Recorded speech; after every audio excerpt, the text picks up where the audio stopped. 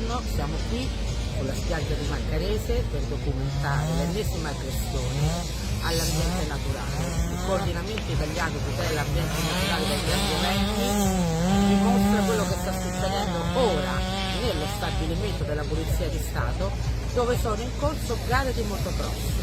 Una cosa assurda, soprattutto in virtù di quelle che sono le normative a protezione dell'ambiente naturale, maggiormente rafforzate anche dalla recente disposizione dei campi dei piani ambientali minimi proprio nella realizzazione di questi eventi.